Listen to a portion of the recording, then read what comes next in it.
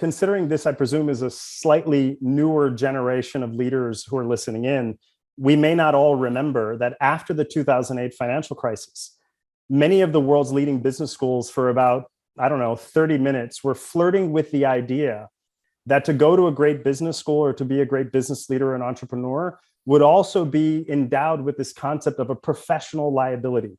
For about 30 seconds, the management science was tinkering with the idea of perhaps business leaders need a Hippocratic oath.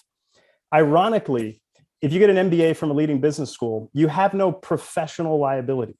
The worst that can happen to you in this case, these giant white collar frauds and white collar crimes, is a slap in the wrist and you will fail forward. Many in the industry, the crypto industry, are really upset that we continue to lionize and create a platform for Sam Bankman-Fried, as opposed to putting a seal, a scarlet letter of, what you have done is to effectively take good technology and co-opt it with bad behavior. And all of us in the industry will now pay a price. But one of the post-2008 financial crisis discussions was very short-lived, but I think it should be revisited.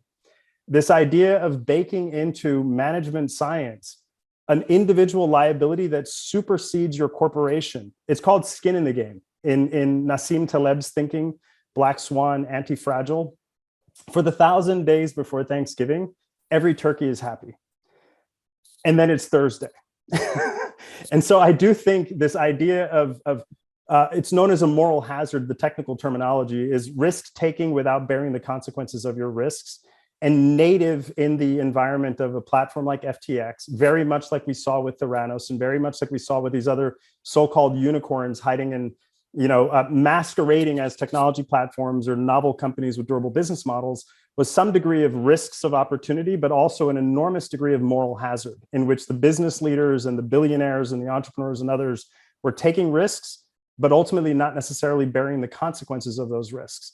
Now, we don't want to indict risk-taking.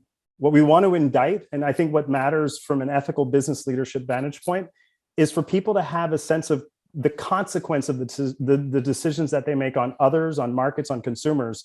And candidly, I do think the public policy environment has also fallen short.